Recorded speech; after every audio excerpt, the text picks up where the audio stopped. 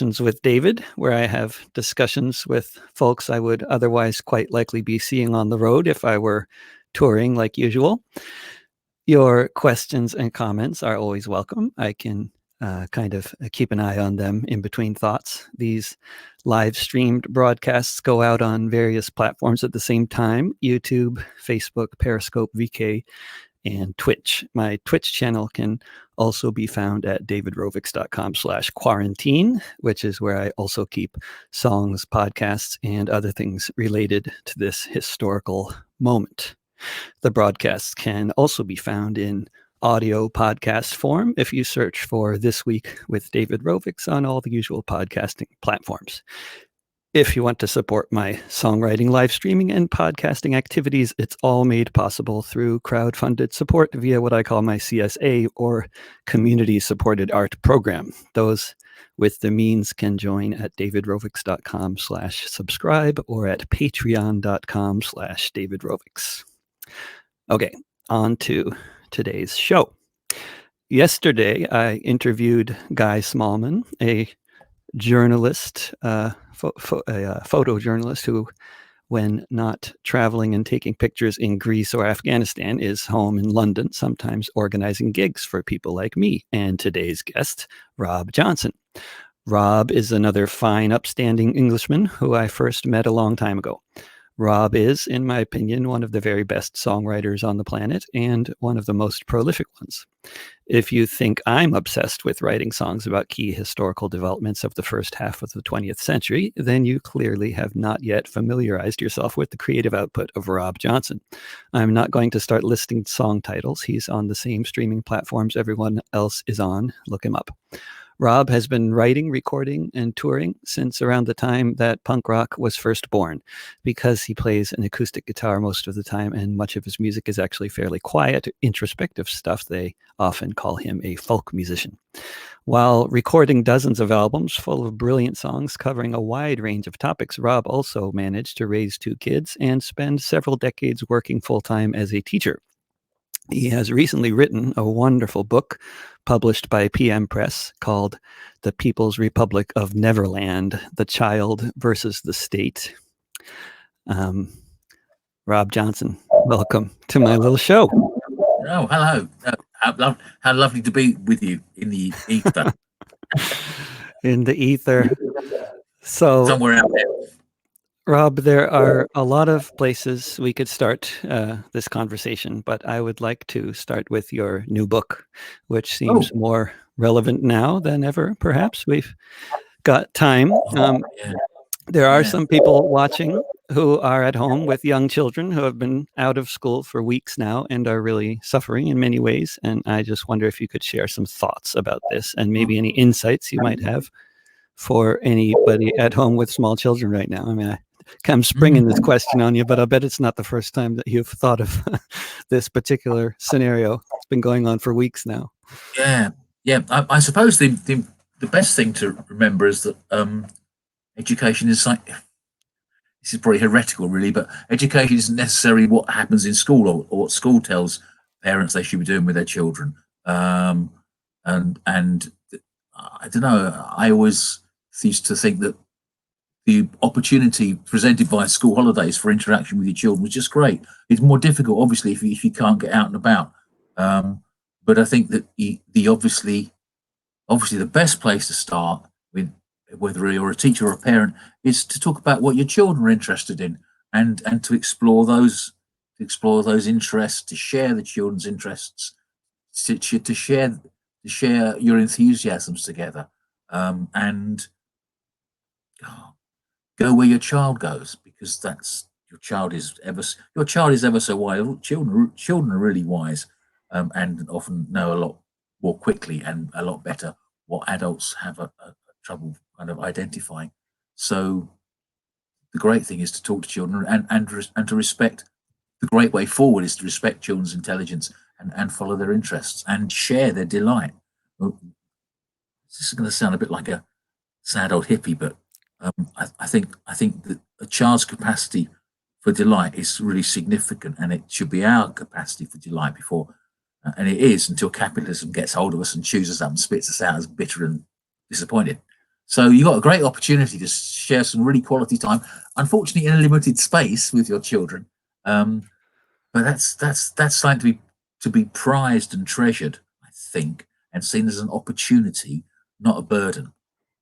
Yeah, it's I mean, I know of course there's people who are who are thinking, "Oh yeah, well, you try working and Yeah, yeah, raising these," but you know, all that aside, I mean, totally like I mean, y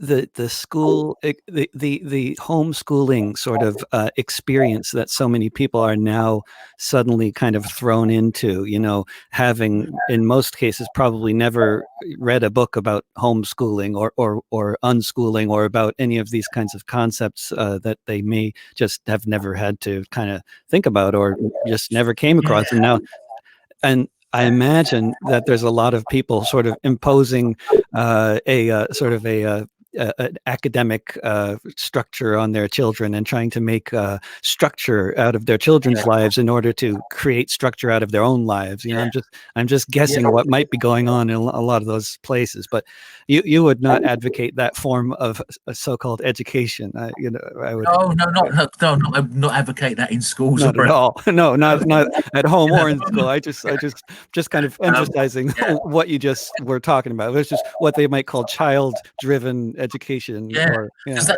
the problem is that most of us, unless we've had the opportunity to look at child development in a objectively, like maybe having some kind of training for it, and some kind of experience of working with other people's children, most of us often tend to replicate what we experienced or suffered as children at school, on the children that we have. You know, because that was our experience, and we tend to be selective with what we remember.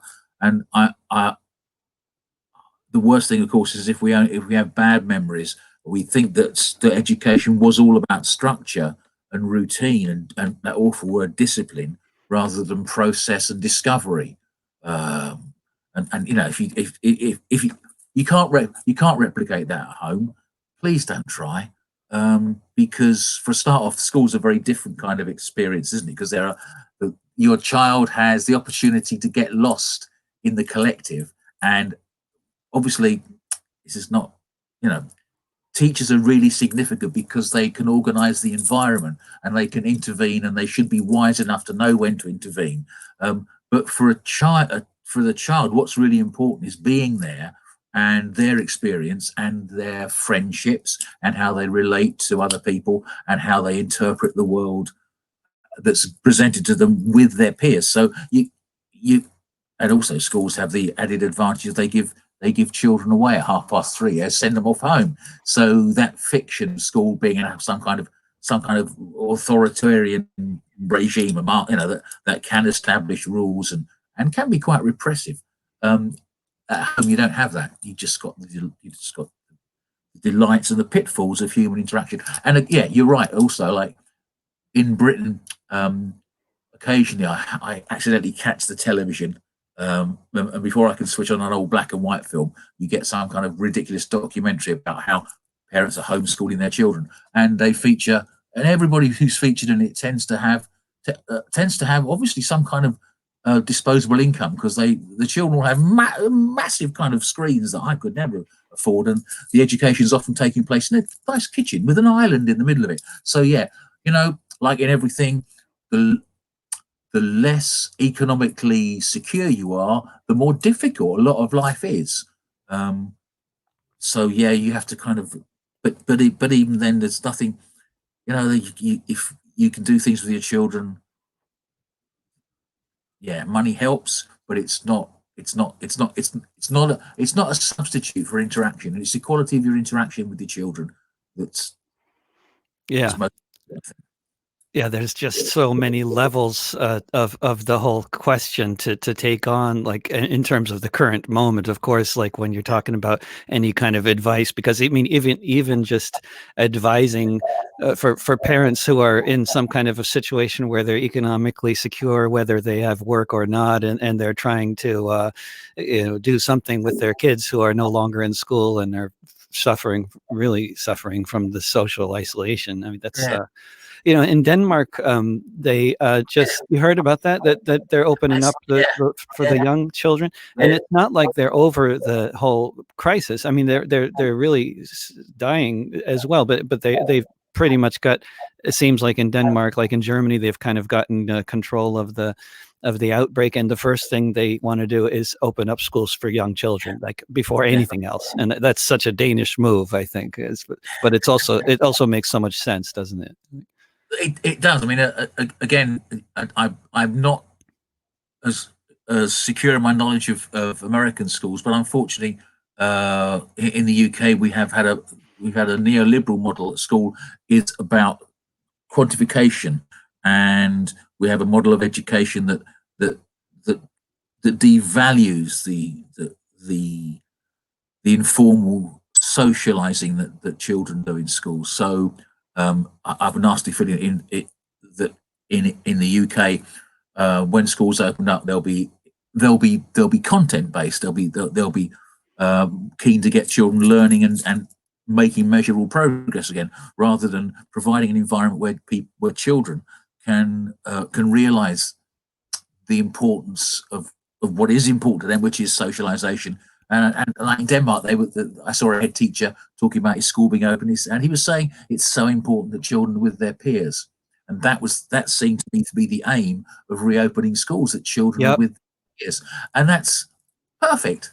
Yeah. Not that they get do some kind of test and get measured. And Nope. you know, I don't know if you guys get that, but my impression is that a lot of teachers in England are being forced to send home work that can be measured and assessed, so that they can tick those boxes of the child is still making measurable cognitive progress, and we know that's bollocks. Bollocks. I think bollocks is the term, right? You are in England, yeah. Yeah, that's an educational term, meaning bollocks. Yeah. That's bollocks. we don't want schools to replicate that. Yeah, and so that's something else to be avoided. Just thinking that it's all about how you can tick off how many words your child's read. But then something else about that whole, I mean, that like anybody who grew up in a country like in the US anyway, and if they had, I mean, I went to a really cool alternative hippie elementary school, but before that, I went to regular public school, and it was a very traumatizing experience for me when I was young. But this experience in Denmark of the young children in school, and also of teenagers in Denmark, I've noticed like I think for a lot of people who grew up in the US going to school here, they might not even understand the concept of why the politicians and the teachers in Denmark would be talking about how reopening the school to young children is so important, because the social atmosphere for many kids in the schools in the US is often not a healthy atmosphere that's sort of fostered in it's very competitive and a lot of bullying. Whereas having a lot of time in Denmark, I can say that it's a completely different reality there for both the small children as well as for the teenagers. It's like the kind of emotionally healthy environment that I associate with like a Unitarian summer camp, like from my own social background. Yeah, when you get schools that replicate that kind of pattern of competition, and the schools seem to want to pat some children on the head and say, "Well done, you've won," and then consequently that means you get a whole load of children who think they've lost and think they've failed, and that doesn't create a healthy environment for people to grow up in. You do get that kind of competition leads to bullying, doesn't it? And it leads to people being picked on and people being othered. And what we want is schools that reflect our community values, and don't just try and replicate the state model of division and competition. And it really goes back a long way. This whole replicating the state model of competition and all that. Like this, I mean, you mentioned that in your book too, which is a wonderful book, by the way, for anybody out there who has not yet read it, which is probably most viewers.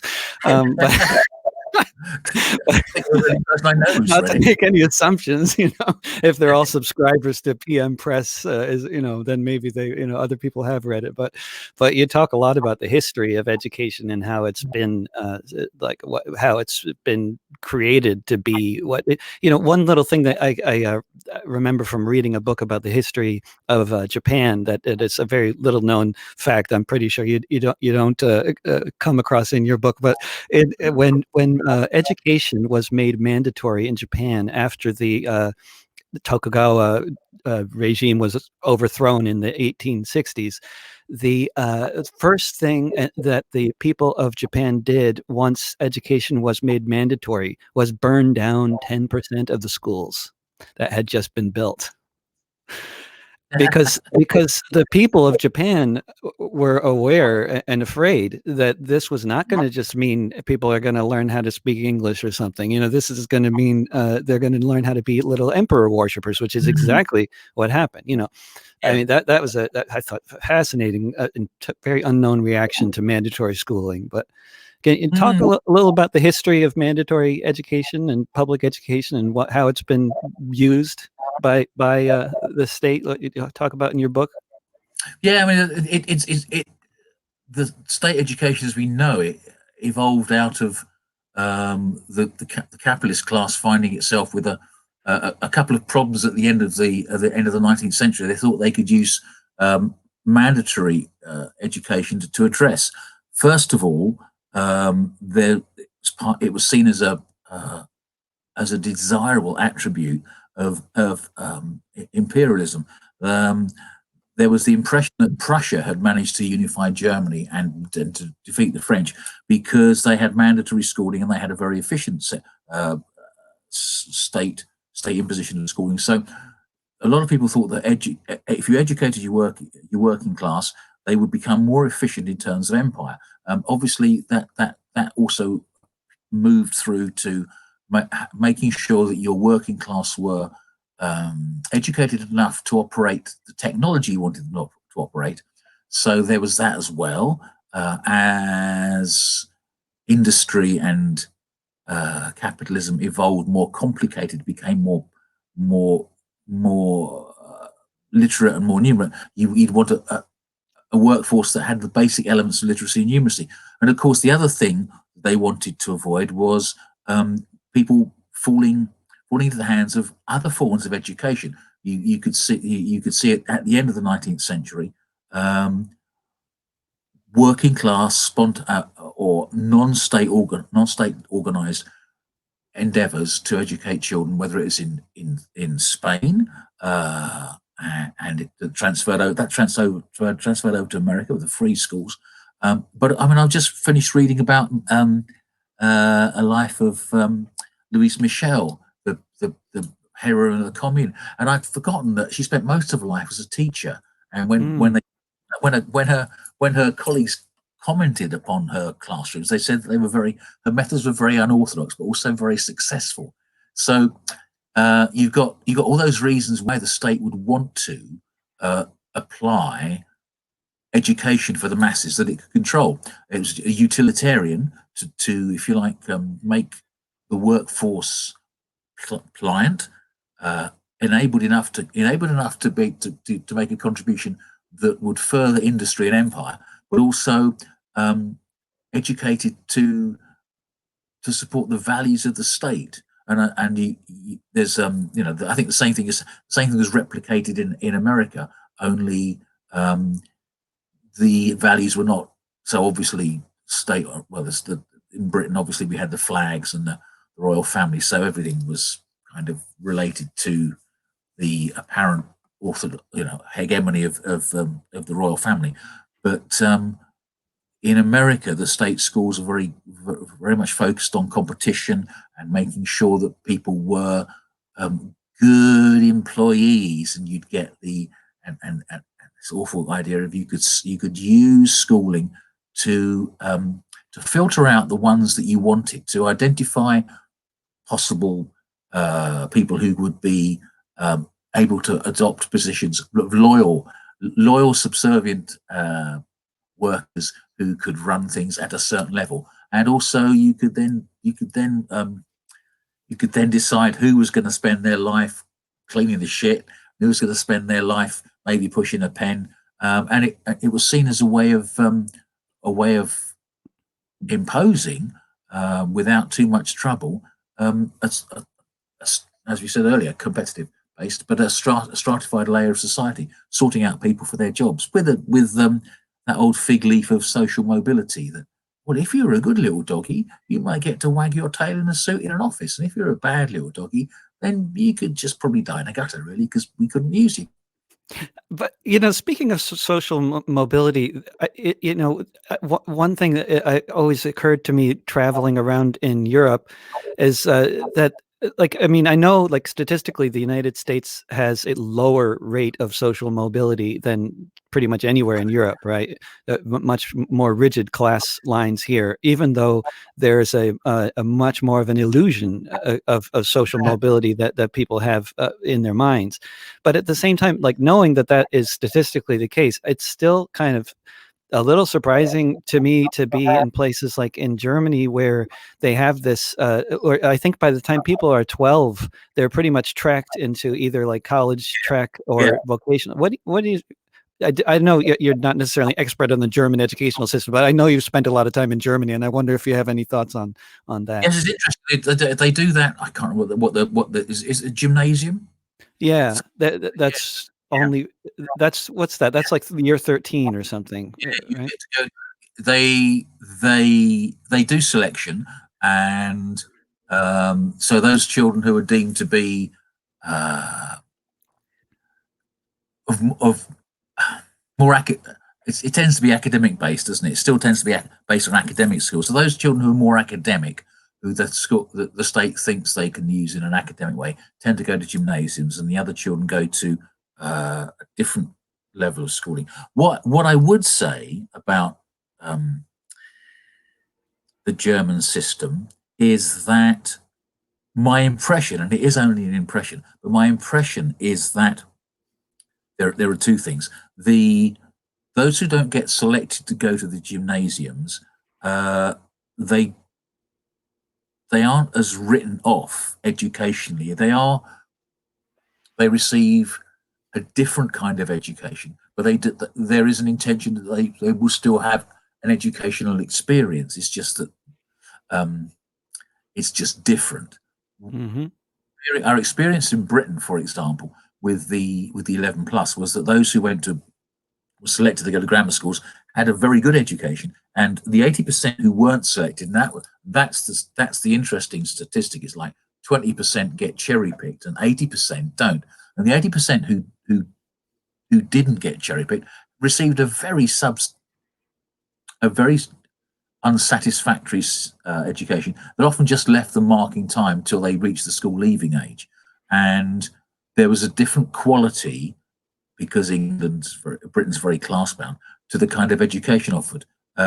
It was seen as a very good thing to go to a grammar school, and you got good teachers, good curriculum, because the grammar schools attempted to replicate those. In England they're called public schools. That's the ones you pay to go to in England. They're private education, and everybody else really just kind of bumbled along, and given a kind of unsatisfactory education. Whereas in Germany, I think that my impression is that those who go to a gymnasium for the academic education, they get an academic education, and the ones who don't, they also get a more practical, but also a good quality education. And of course, the other thing is that the German system, it's not modelled on so much on the rigidity of class that in Britain the public schools impose.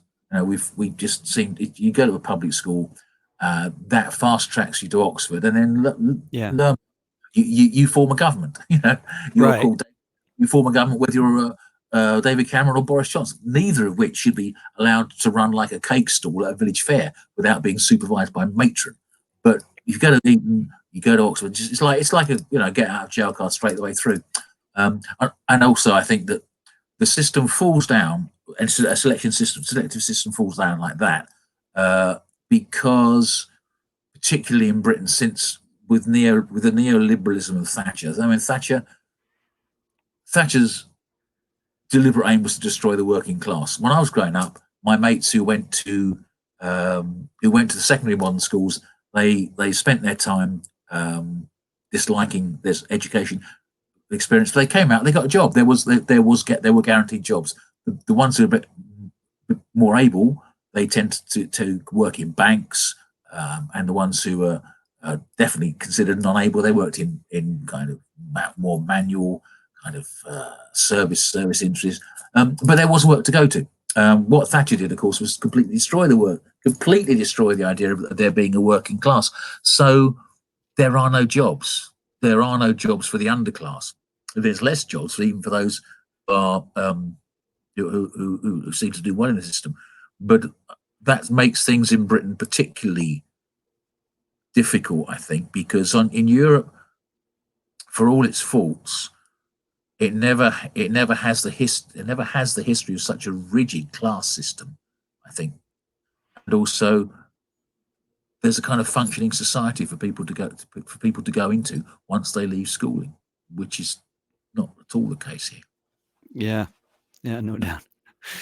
And switching gears to a different but possibly related subject. Last time I think I saw an email from you to your list. You were making plans to go to a lot of those places we're talking about, like Germany, Belgium. I think that all got canceled. What's been your life like as a non-touring musician in the past few weeks? Well, it was pretty desperate because one of the consequences of this Brexit, and we can talk about how appalling the European Union is and how it's a neoliberal fortress, which is very true. But one of the downsides, consequences of that is obviously, of course, Britain is going to become the 50 whatever state of the USA, and we're not going to be able to go anywhere in Europe. As a musician, part of Brexit is Britain's imposing all these conditions on anybody touring in Britain from abroad. Proof of financial income, proof of gigs, you have to buy licenses.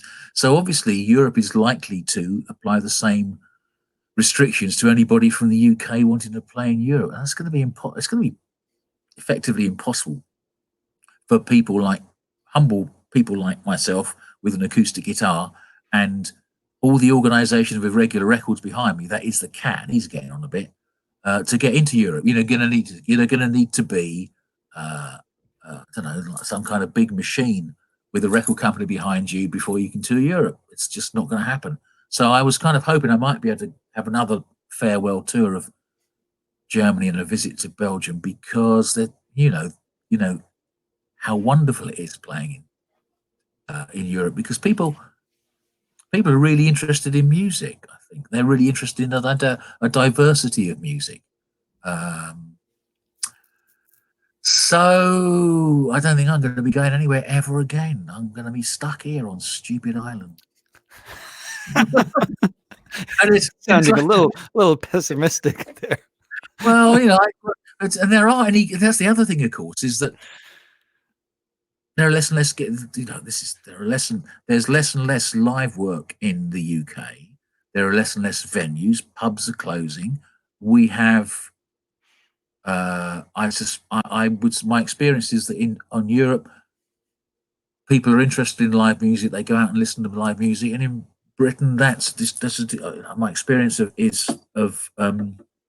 a decreasing number of venues, a decreasing independent venues, decreasing opportunities. And one of the things that might be a consequence of this pandemic is that pubs will shut, and pubs with back rooms are, if you like, the kind of bread and butter of the live music venue scene. And once they're gone, the art centres, no one gets in an art centre unless you're some kind of posh folk act that that Radio 4 like, because you sing nice songs about hey nonny nonny the rural past and none of that political stuff from you, young man. That's pretty dismal. No, it's I mean, there are, like, I mean, my experience last time touring, Britain is I mean, there are, like, sort of some good gigs to do that are still organized by, like, actual institutions like labor unions. But, when it comes to the actual music venues that used to be mainly the gigs that I did and, lots of other people, I mean, the venues just keep shrinking. I mean, like the Islington Folk Club, my favorite one of my 2, 3, 4, 5 favorite folk clubs in London, actually, I shouldn't say. There's a bunch of really good ones, actually, at Walthamstow. But Islington, they shrank, they're like a fourth the size they used to be because they lost their venue, then they lost their next venue, and then this is basically representative of what's happening. The venues are shrinking. So even if there are great organizers and loads of potential audience, they can't fit. They just can't fit. Like, I mean, they can't fit in there. Yeah, that's the absence of space, and that everything's quite expensive. Pubs are expensive because the rotten pub chains, they charge the pubs loads of money. So it's actually in times of austerity, which we are still enjoying. Thank you very much. Austerity in the UK, people do genuinely have less money, and pubs being like the record businesses. It seems when in times of austerity, what instead of saying, okay, we'll just like offer things, we'll reduce our costs to get more people involved, they think, no, we'll put prices up, so we'll just make sure we get a guaranteed income. So it costs more to go out. People have less money to go out.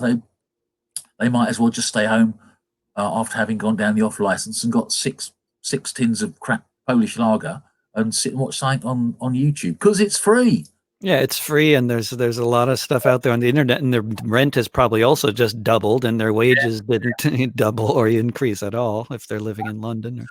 Yeah. I read your song to your landlord. Open letter to the landlord. Yeah, our expenses keep on year increasing, and our income doesn't. And our utilities cost more as so. Yeah, Our landlord raised the rent weeks into the pandemic, weeks into the shutdown of the US and much of the world. Our landlord raised the rent on schedule, as they do every year, another $75 a month rent increase. But, like, of all times to do that, not only did they not lower the rent, not only did they not, like, give us a amnesty on rent for the month of April or May or something like many decent landlords are doing, but they actually raised the rent with no comment or anything, and then they sent this follow-up later about, like, oh, by the way, if you happen to be one of these people unemployed due to the crisis, here's how you can apply for unemployment benefits. You still owe us the rent, but we're waiving the late fees. The most they could do is waive the late fee in case you are paying late, which they had to do anyway because the state of Oregon has just passed a law waiving late fees for rent, and also suspending evictions for 90 days and suspending evictions proceedings. So all they were doing was obeying the law by waiving the late fees, but they made it seem like they were being very generous. But special people. Landlords are special people. They really are, but it seems like, I mean, with all these massive bailouts going on, I mean, just like to move from being a touring musician to macroeconomics for a moment here, Rob. It seems like the capitalism appears to be capable of saving itself. I mean, which I'm shocked, actually. I mean, I was having, anybody watching this might be feeling like these conversations are slightly repetitive because I was talking about the same thing with Guy yesterday. But I'm amazed, actually, that I didn't think any of these. Certainly, I didn't think the United States could do this, shut down their own economy like that. Well, it's amazing, isn't it? Certainly from our experience in Britain, every time Jeremy Corbyn was talking about, getting rid of austerity as a political choice, and there could be better economic arrangements to benefit the poorest people. You get the Tory Theresa May would go, "There's no such thing as a magic money tree." Well, there's a whole forest of them now, apparently. Which shows that. Well, what does that show us? I suppose one of the things we could take comfort from is that actually, when they say this is how it has to be, we have the evidence that it doesn't have to be this way, and that there can be alternative forms of organisation that don't have to be so ruthless and rigorous. That capitalism can be pushed to shift. I mean, it is interesting why they've chosen. I mean, obviously, God, worst case scenario. We had when this started, Boris was chuntering on about herd immunity, which basically meant he was quite happy for several of us to die, thousands of us to die, because that would mean that the rest of us will be immune because we developed herd immunity. It's clearly flawed science. I mean, what next? We're going to be returning to leeches, perhaps, Boris. But at one point, it seemed like they were prepared to let loads of us die off because perhaps it's because they also knew they didn't have, having underfunded the hospitals for so many years, they knew they didn't have the ventilators, the equipment, let alone the staff to deal with it. Who knows? But it is interesting that they seem to have decided to try and not let us all die off as once they might well have done. So yeah, I mean which is surprising, isn't it? I mean, given the hit, the economic hit they're taking, it's like as bad as the Great Depression.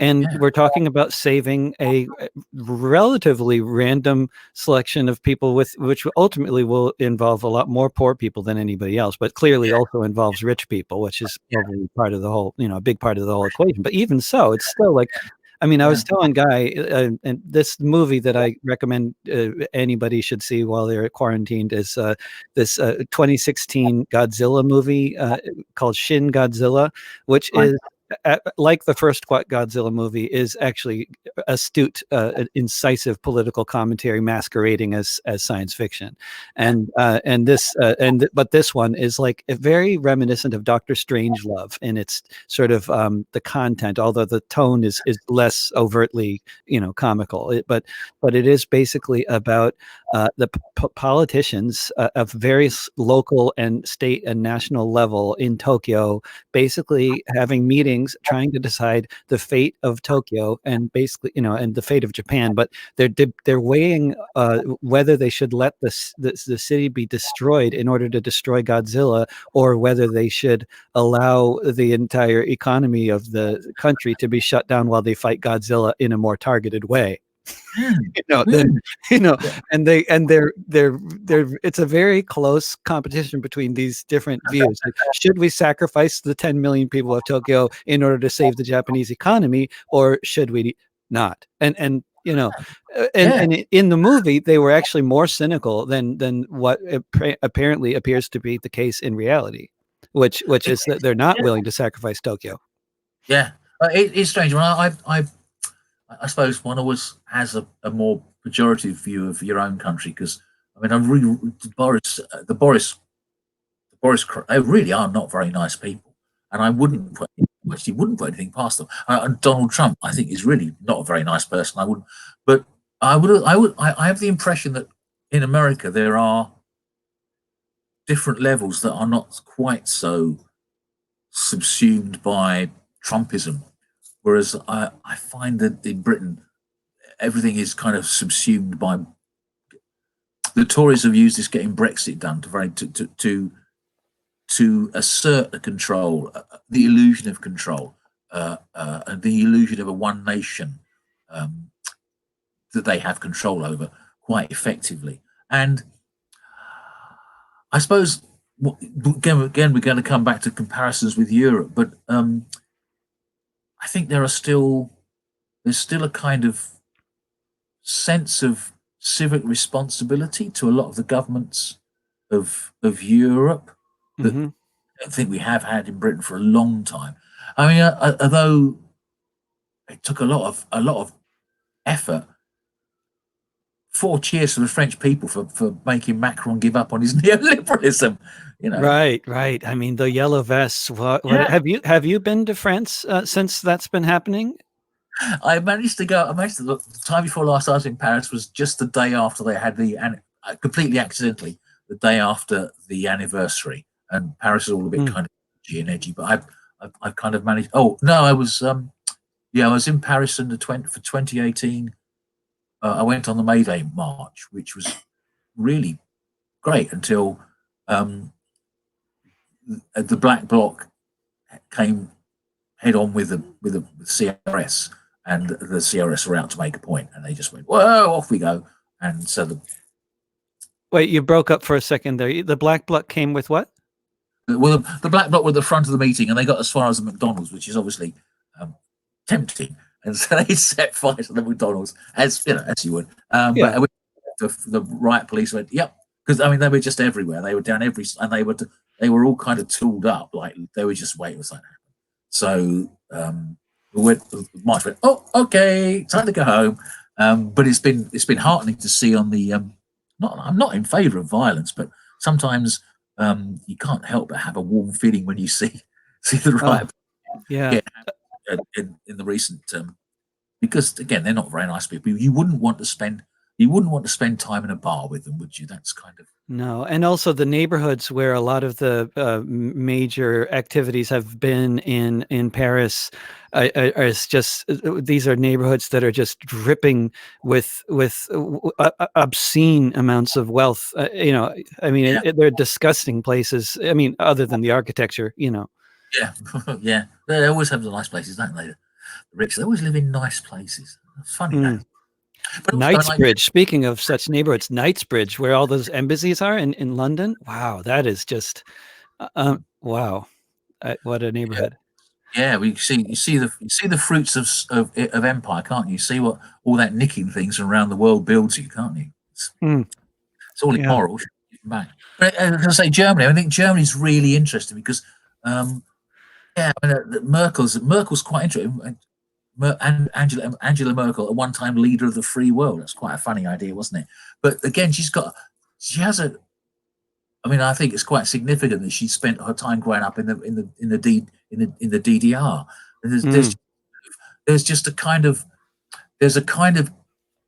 instinctive reference point to civil society that when the waves of refugees started coming from Syria, Angela Merkel's first response was, "We can do this. We can do this."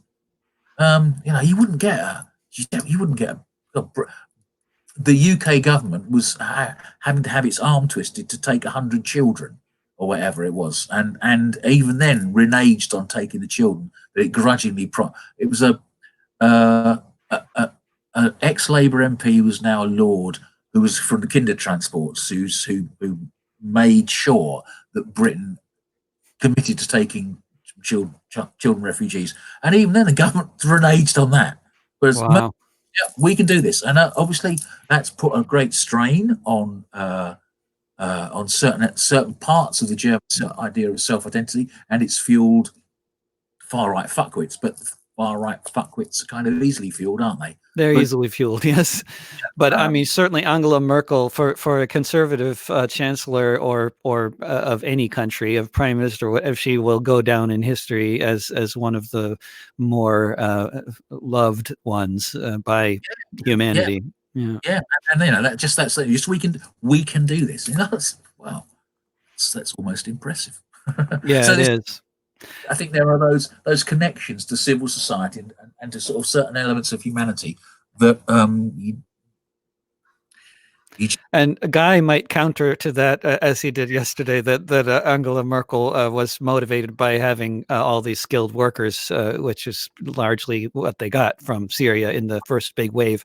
But which is also true that Germany is a shrinking society and desperately needs more young skilled workers if they want to have those old people taken care of. But this does not negate the fact that they could get those skilled workers from other places, and that this move was a big a really bold move, and there's been a lot of serious consequences.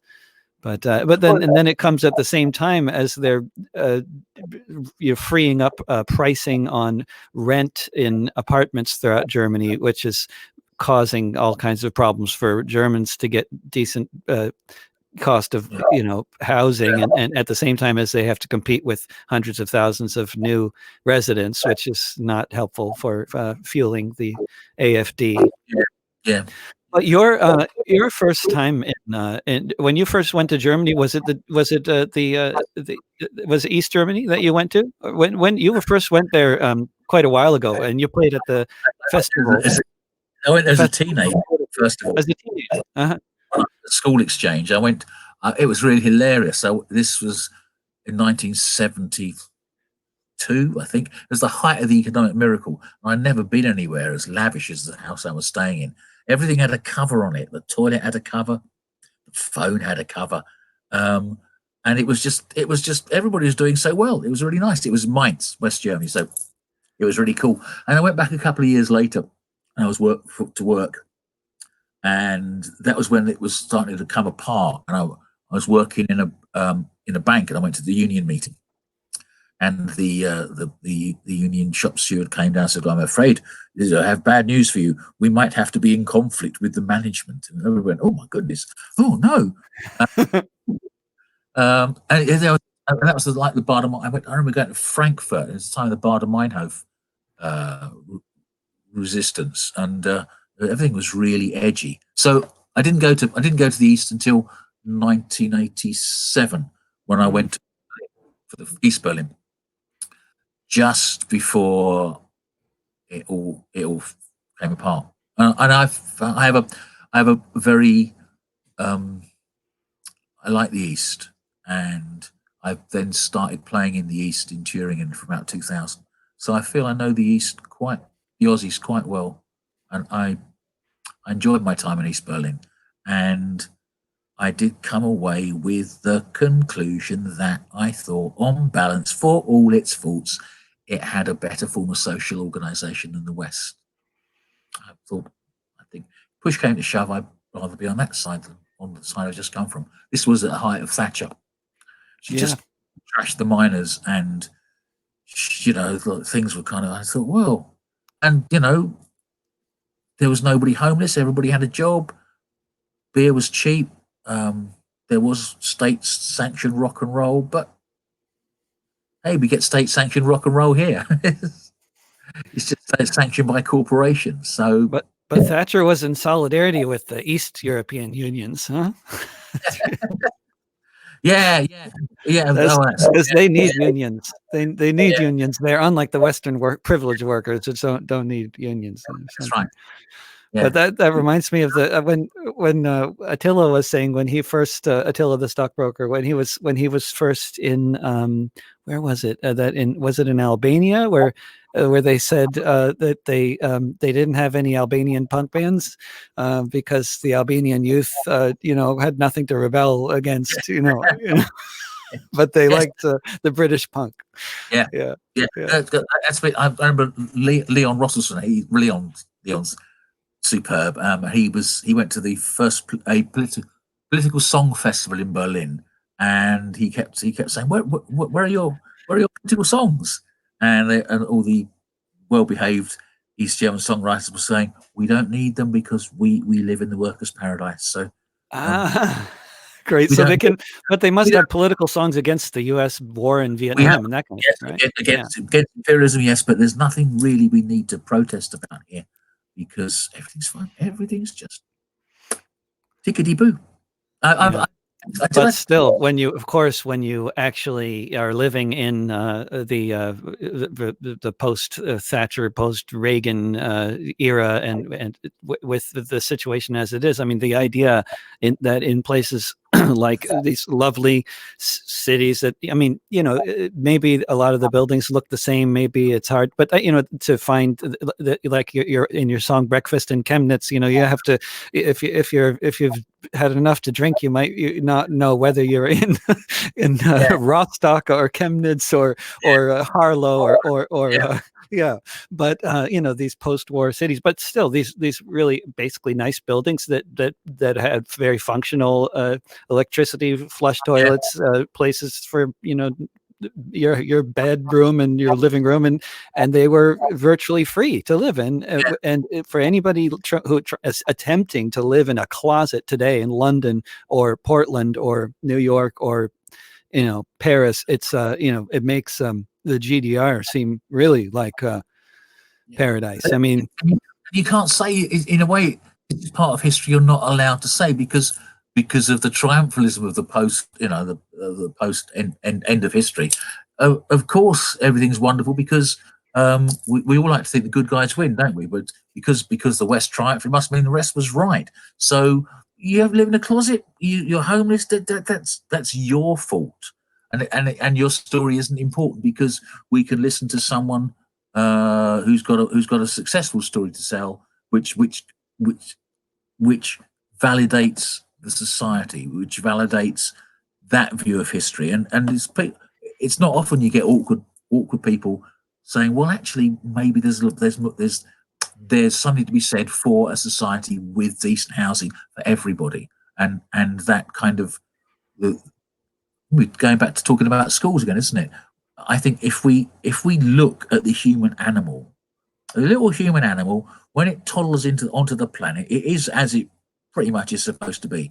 And the human animal, it enjoys a bit of kind of banter and to and fro. And sometimes you can have an argument over scarce resources, like, can I, there's not enough Play-Doh to go around, or I can't play in the sand. But by and large, people want to cooperate. And it's only when we start enforcing competition on people, that's when it goes bad. That's when you get people unhappy. So our experience should tell us that cooperation is a good thing, and a society, and any society based on competition, it's just like putting an animal in a cage and poking it with a stick every so often. You're gonna make it unhappy. So. And as increasingly histories of that are going further and further back using soil archaeology and all this kind of stuff are finding that going back at least as far as 60,000 years ago, humans our main strength, the main reason why we are such a dominant species on the planet, which began around that time, is because of our ability to cooperate in large numbers. The ability to cooperate in larger numbers than you can actually know. Like that's I mean, this is the case of one of the books I've been reading recently. That the basic case the guy's making is like what separated us from other species of human, not to mention other species of animal, but we are now the only species of human around, so, but there used to be many others, and we are, we existed concurrently.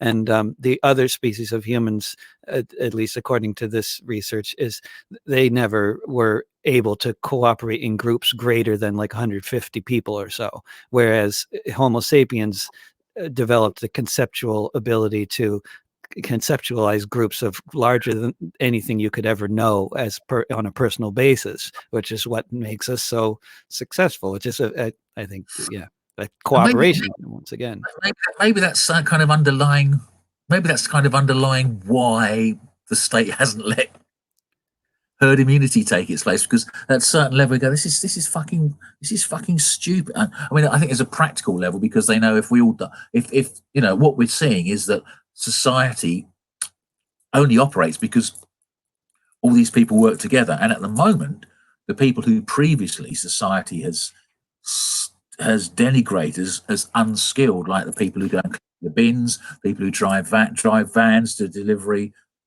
stuff from Amazon, people who work in hospitals. My next door neighbour John, who's a hospital porter, who every day goes to work, pushes his trolley around all the wards, hasn't got any protection. But people like that, they're really important, because without them, Boris would be dead. And he admitted it. Yeah. And so they realised that actually, it's something that something that socialism and the labour movement insisted on with growing stridency throughout the 19th century, that every child born has immense potential. And how many, there was that old kind of joke about how many working class children could have played the piano like Rachmaninoff or whatever, but had rickets and denied the opportunity to achieve. So, and society needs the unknown contribution, relies upon a Stephen Hawking's, or relies upon at one level Stephen Hawking's, and on another level my next door neighbour John, to go to work and push a trolley around. So we are all necessary, and actually we can't really afford to lose any of us. Yeah, and we can hope that this might be a moment where a lot more people figure that out, eh? You think so? I mean, regard to the fact that we are all equal, and nobody is worth more or less. And the concept of public health kind of is one way to demonstrate that. Yeah, because I think in the 19th century, the toffs realised that a virus is no respecter of rank, and cholera will go right through your society, given half a chance, and take your knobs with it. Yeah. And that's kind of a practical. What did they do then? They started putting in irrigation and running water into London. Yeah, that was a good move. The place really stank before that, I heard. Yeah. And we better have some kind of elementary public health care, because otherwise it just bite all of us. That's Dickens's Bleak House. The disease shoots through from the poorest to our heroine Esther Sanderson, and doesn't respect the fact she's a nice middle class girl whatsoever. So. Oh yeah, everybody should read Dickens, man. Yeah. We have to leave the God part aside occasionally, I think, because it can be a bit. But what a great writer, isn't it? Lovely, great writer. And he started off and like working in a blacking factory. Dad was a complete financial meltdown, in the debtor's prison, and the guy's got this amazing energy that transforms the novel out of all proportion. So yeah. Robb Johnson, I want to thank you very much for joining me on this show. Thank you. And let's talk again sometime soon. We'll keep this going. I'll be coming back to you. Oh yeah. If you don't mind. Hug. You too. All right. Take care, Robb. Thanks, mate. And you take great care. Thanks for joining me for this discussion, everybody out there, on whatever platform, with songwriter and author Robb Johnson. You can find his music on the streaming platforms, and you can even get physical CDs without paying for international postage if you live in Europe or the US by ordering them through PM Press, where you can also find Robb's new book, The People's Republic of Neverland, The Child versus the State. PM Press also put out a fantastic boxed set retrospective of Robb's music called A Reasonable History of Impossible Demands, and other stuff that he did with Leon Rosselson, who he also mentioned you can find on PM Press's website, their merch store online, when they need your support very much, by the way, because they're not out there selling their books like they normally would be at events, which is where they sell, I think, most of their books. This show will soon be found in the Discussions with David playlist on my YouTube channel for posterity, along with the other episodes I've done so far. They're all also put up as podcasts soon after the live broadcast. You can find them by searching for This Week with David Rovics on any podcasting platform, or by going to davidrovics.com, or by getting the David Rovics mobile app, which you can find for both Android and iOS devices. Tomorrow, I'll be talking with radical historian Maura McNally in Belfast, Ireland. And on Saturday, Margot Black, founder of Portland Tenants United and city council candidate right here in Portland, Oregon. Hope to see you again soon here in the Matrix, and eventually back on the streets.